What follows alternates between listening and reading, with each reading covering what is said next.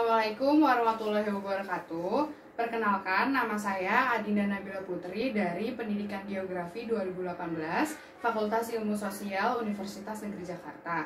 Kali ini saya akan menampilkan video pembelajaran tentang sumber data kependudukan menggunakan pendekatan saintifik dengan metode problem based learning. Selamat menyaksikan. Assalamualaikum warahmatullahi wabarakatuh. Waalaikumsalam warahmatullahi wabarakatuh. Selamat pagi semuanya. Pagi, Bu. Nah, sebelum kita memulai pertemuan pembelajaran pada hari ini, alangkah baiknya kita berdoa terlebih dahulu.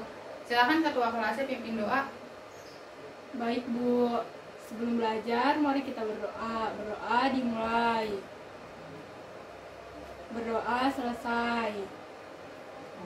Setelah berdoa, semoga pembelajaran kali ini mendapatkan berkah dan manfaat bagi banyak orang. Amin. Sebelum kita masuk ke materi, Ibu mau absen dulu karena kayaknya kelihatan ada satu kursi kosong nih. Nah, kita absen dulu ya. Dari ketua kelasnya ada Hadir, Yasita, Bu. Mega hadir, Hadir, Bu. Listian, Hadir. Safa, Hadir. Rani ada nggak ya? Ya, Sakit, Bu. Ada kabar tidak? nggak ada, Bu. Nggak tahu. Nggak ada ya. Udah, nanti kalau misalnya memang kabarnya sakit, kita doakan agar cepat sembuh, agar bisa mengikuti pembelajaran di pertemuan selanjutnya. Nah, untuk pertemuan kali ini, materi yang akan kita bahas itu adalah sumber data kependudukan. Nah, kalian tahu nggak sih sebenarnya tujuan dari kita mempelajari sumber data kependudukan itu apa? Gak Nggak tahu, Bu.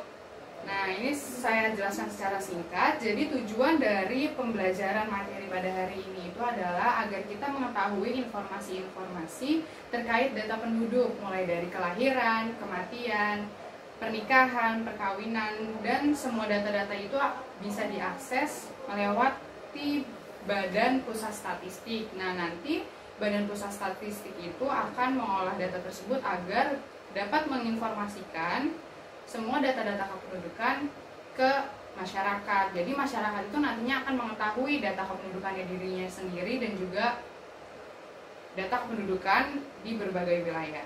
Nah, selanjutnya itu ada kompetensi dasarnya. Nah, pada slide ini terlihat kompetensi dasar dan indikator pada materi yang akan kita capai pada hari ini, yaitu kompetensi dasarnya 3.5, menganalisis dinamika kependudukan di Indonesia untuk perencanaan pembangunan. Dan 4.5-nya menyajikan data kependudukan dalam bentuk tabel, peta, grafik, dan atau gambar. Nah, untuk indikator pencapaiannya sendiri itu adalah di 3.5.5, yaitu mengidentifikasi sumber data kependudukan. Di hari ini yaitu tentang sumber data kependudukan. Nah, mula-mulanya kita harus mengetahui pengertiannya terlebih dahulu. Jadi apa sih pengertian sumber data kependudukan? Di sini ada yang tahu nggak pengertian sumber data kependudukan itu apa? Nggak tahu, Bu. Nah, sambil dibuka modul pembelajarannya ya, jadi bisa diikuti dengan baik. Nah, untuk pengertiannya sendiri, sumber data kependudukan itu adalah sumber data yang dapat diperoleh dan diolah oleh pemerintah, instansi badan swasta atau perorangan. Nah, karena di sini belakangnya ada kependudukan, otomatis sumber datanya atau informasinya itu berkaitan dengan kependudukan.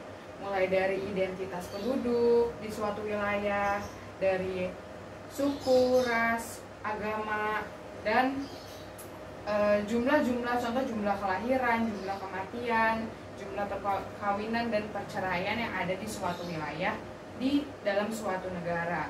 Nah, dari sumber data kependudukan ini itu biasanya datanya itu bisa kita peroleh, masyarakat atau penduduk bisa memperolehnya itu dari Badan Pusat Statistik. Jadi Badan Pusat Statistik ini mereka itu memperoleh data dan mengolah data dan terakhir itu menginformasikan kembali kepada masyarakat terkait sumber data kependudukan, terkait data kependudukan. Nah, untuk selanjutnya itu adalah fungsi sumber data kependudukan. Nah, di sini udah terlihat ya di slide, ada 3 fungsi utama. Yang pertama itu mengetahui sebaran penduduk, yang kedua itu total jumlah penduduk, dan yang ketiga kesehatan penduduk. Kenapa sih cuma ini yang saya angkat dan saya masukkan ke dalam slide. Karena apa? Menurut saya ini adalah 3 poin penting yang harus kita ketahui. Selebihnya itu akan dijelaskan di modul pembelajaran yang bisa kalian baca sendiri. Nah, untuk yang pertama itu mengetahui sebaran penduduk. Jadi, sumber data kependudukan itu kan diperolehnya dari masyarakat dan diolahnya oleh badan pemerintahan, swasta, ataupun kita sebagai masyarakat juga bisa mengolah data tersebut. Nah, jadi kita dapat mengetahui sebaran penduduk mana sih yang masih banyak penduduknya, masih padat penduduk, masih kurang penduduk, atau sebaran di mana sih, di wilayah mana yang penduduknya itu masih ada yang buta huruf, masih ada yang kekurangan ekonominya, dan sebagainya. Nah, yang kedua itu adalah total jumlah penduduk. Kenapa dikatakan total jumlah penduduk? Nah, kita itu dari sumber data kependudukan itu nanti kita mengetahui, contoh di Jakarta itu kan dibagi ada Jakarta Timur, Jakarta Selatan, Jakarta Pusat, Jakarta Barat. Nah, itu nanti di total jumlah penduduknya agar kita dapat mengetahui total jumlah penduduk di Provinsi DKI Jakarta itu berapa, atau nanti sesuai dengan kecamatannya. Contoh Jakarta Timur, untuk kecamatan dari 10 kecamatan itu per kecamatannya itu jumlah total keseluruhan penduduknya berapa. Nanti dijumlahkan lagi untuk mengetahui total jumlah penduduk di provinsi atau di satu wilayah tertentu. Nah, untuk yang ketiga itu adalah kesehatan penduduk. Kenapa kesehatan penduduk? Biasanya itu kesehatan itu terkait dan berkaitan dengan pendidikan. Jadi apabila masyarakatnya sehat dan sarana dan prasarananya terdukung dengan baik, jadi fungsi dari sumber data kependudukan itu berjalan dengan lancar. Kenapa? Karena kalau misalnya kita lihat konsen utama dari negara Indonesia itu biasanya ada pendidikan yang masih kurang maju di wilayah-wilayah terpencil, dan kesehatan juga yang masih kurang memadai lah dari pemerintah daerah itu sendiri. Nah, kita langsung masuk ke jenis-jenis sumber data kependudukan. Nah, di sini ada 3 jenis sumber data kependudukan. Yang pertama itu sensus, registrasi, dan survei. Coba saya minta 3 orang untuk menjelaskan. Yang pertama itu dari sensus, yang kedua itu registrasi, dan yang ketiga itu survei. Nah, yang pertama itu sensus. Coba Mega jelaskan tentang sensus. Oke. Sensus penduduk adalah pencatatan seluruh penduduk secara serentak dengan tujuan utama untuk mengetahui jumlah penduduk, persebaran, dan karakteristik penduduk, Bu. Ya, betul. Untuk sensus itu untuk pengertian sensus. Yang kedua, registrasi. Coba Christian Fadila, registrasi. Registrasi penduduk berkaitan dengan komponen penduduk yang dinamis seperti kelahiran, kematian, migrasi, penduduk, perkawinan, dan perceraian. Baik. Dan yang terakhir, survei. Silakan Safa jelaskan tentang survei. Ya Bu, survei merupakan metode pengumpulan data yang dilakukan melalui pencacahan sampel dan hanya mencacah sebagian penduduk. Nah, dari 3 teman-teman kalian di sini yang sudah menjelaskan terkait pengertian sensus, registrasi, dan survei, itu sudah betul karena di modul pembelajaran juga sudah saya sajikan terkait pengertian sensus, registrasi, dan survei. Nah, tadi kan sudah dijelasin sama teman-teman kalian terkait pengertian sensus, registrasi, dan survei. Nah, sekarang saya akan bahas lebih lanjut terkait sensus, registrasi, dan survei. Kita mulai itu dari sensus. Benar tadi seperti yang dikatakan oleh Christian Fadila terkait sensus. Sensus itu adalah pencatatan penduduk yang dilakukan oleh pemerintah, yang nantinya itu hasil outputnya itu kita dapat mengetahui persebaran penduduk dan karakteristik penduduk. Nah, untuk penduduk sendiri dilakukan itu 10 tahun sekali, dan kita bisa dapatkan informasinya itu lewat Badan Pusat Statistik atau yang biasa kita kenal dengan BPS.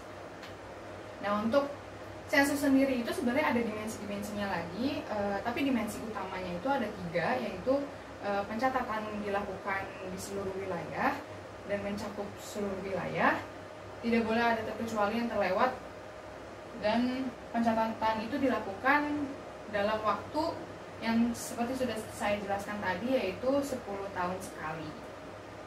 Nah, untuk berdasarkan tempat tinggal, sensus itu dilakukan 2, yaitu adalah sensus secara de jure dan de facto. Apa sih perbedaannya dari de jure dan de facto. Nah, de jure itu adalah pencatatan yang dilakukan, jadi pencatatan sensusnya itu dilakukan sesuai dengan identitas yang kita punya. Jadi contoh identitas kita itu sesuai KTP itu bertempat tinggal di Jakarta Timur, maka pencatatan tersebut akan dilakukan nanti berdasarkan data yang ada di Jakarta Timur. Nah, kalau untuk de facto sendiri de facto itu adalah pencatatan yang dilakukan berdasarkan tempat tinggal. Nah, tempat tinggal. Jadi contoh kalau misalnya identitas kita itu di Jakarta Barat tapi kita tinggalnya di Jakarta Timur, berarti nanti untuk sensus sendiri itu pada saat pencatatan itu dilakukan sesuai dengan tempat tinggal kita, itu de facto.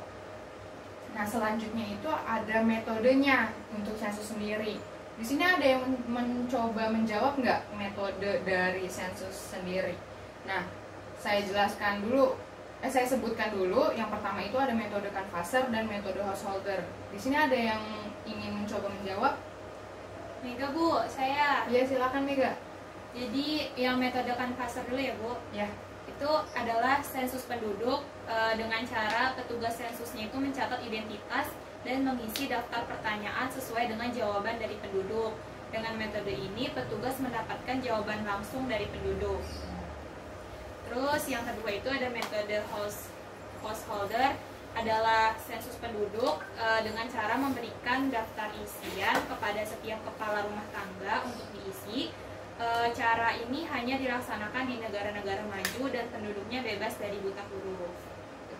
Betul sekali yang dikatakan Mega. Jadi secara singkatnya, kalau canvasser itu kita dibantu oleh petugas untuk mengisikan form dari data atau informasi yang nantinya kita sampaikan. Jadi nanti kita dibantu untuk pengisian data formnya atau questionnaire-nya. Tapi kalau untuk householder itu kita mengisi sendiri sebagai masyarakat, sebagai penduduk, terutama kepala keluarga, kita harus mengisi sendiri form yang sudah dikirimkan oleh petugas pencatatan sensus.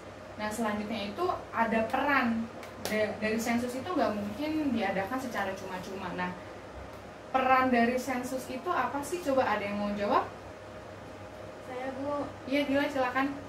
Dalam perannya, sensus memiliki guna untuk mengetahui keseluruhan jumlah penduduk, mengetahui persebaran penduduk, memperoleh informasi migrasi penduduk, dan mengetahui karakteristik penduduk seperti tingkat pendidikan, agama, jenis kelamin, dan umur. Betul sekali seperti yang dikatakan Ila. Jadi peran atau guna dari sensus itu terlihat ya. Jadi kita dapat mengetahui persebaran penduduknya sendiri dan karakteristik dari suatu penduduk di sebuah wilayah. Next itu ada registrasi. Coba di sini ada yang bisa mengartikan dari 4 gambar di bawah ini? Bulan Bu. Ya. Itu yang kaki bayi dulu ya Bu. Ya, ini apa? Itu seorang bayi lahir beberapa menit gitu, kemudian meninggal dunia Bu. Nah, seharusnya hal tersebut itu dicatat sebagai peristiwa kelahiran dan kematian, tetapi orang tua bayi tersebut tidak melapor. Betul. Nah, kenapa itu masuk ke registrasi? Karena registrasi itu adalah sebuah pencatatan yang dilakukan sesuai dengan komponen penduduk yang dinamis. Yang pertama itu kelahiran, yang kedua itu kematian, yang ketiga itu perkawinan, dan yang keempat itu perceraian. Jadi kalau registrasi itu kita harus mencatat yang sekiranya tiap menit itu ada perubahan, tiap detik itu ada perubahan seperti kelahiran, kematian, pernikahan, dan perceraian. Nah, yang terakhir itu survei, pembahasannya yaitu terakhir survei. Apa sih sebenarnya survei itu? Nah, survei itu adalah sebuah pencatatan yang dilakukan oleh petugas, tapi dilakukannya itu hanya menggunakan sampel. Jadi tidak semua penduduk di suatu wilayah itu dilakukan pencatatan, karena survei itu bisa dilakukan kapan saja. Tidak seperti sensus yang memiliki 3 dimensi yang harus dilakukan dengan rentang waktu 10 tahun sekali. Nah, survei itu kalau misalnya yang diadakan oleh BPS itu ada Susenas dan Supas. Oke, karena tadi saya sudah menjelaskan tentang materi pertemuan kita kali ini, di sini di depan kalian itu ada lembar kerja peserta didik atau yang biasa disebut dengan LKPD yang harus kalian kerjakan sebagai review dari materi pertemuan kali ini. Nah, saya kasih waktu 15 menit pengerjaan dari nomor 1 sampai 10. Itu sudah ada di LKPD yang saya bagikan tadi. Silakan dikerjakan terlebih dahulu. Nanti setelah 15 menit mari kita bahas bersama-sama.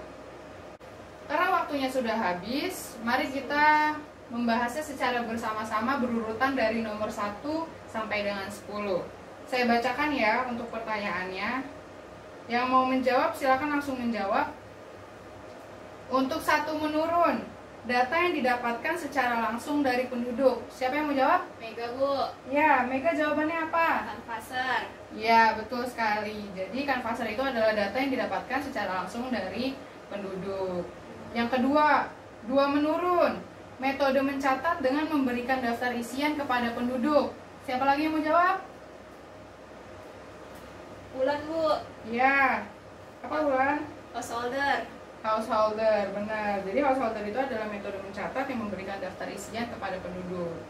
Nah, yang ketiga, nih yang ketiga di sini, pencatatan penduduk yang dilakukan secara serentak. Apa jawabannya? Siapa yang mau jawab? Yuna, Bu, Yuna. Ya, silakan Yuna.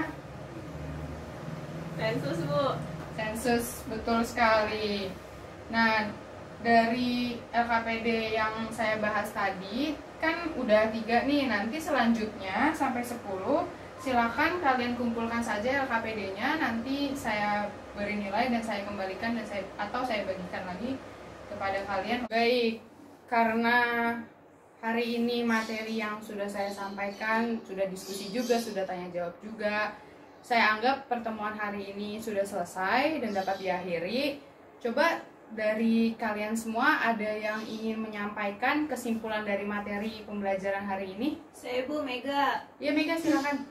Ya, jadi kesimpulan pada hari ini itu materinya dari pembelajaran hari ini dapat disimpulkan bahwa sumber data kependudukan adalah salah satu informasi dari berbagai informasi yang berkaitan dengan kependudukan yang dapat diperoleh seluruh masyarakat lewat Badan Pusat Statistik.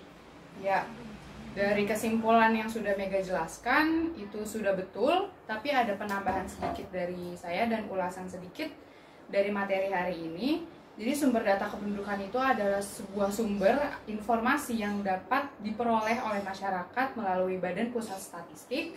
Nah, dan jenis-jenis dari sumber data kependudukan itu ada 3. Yang pertama itu sensus, yang kedua itu registrasi, dan yang ketiga itu survei.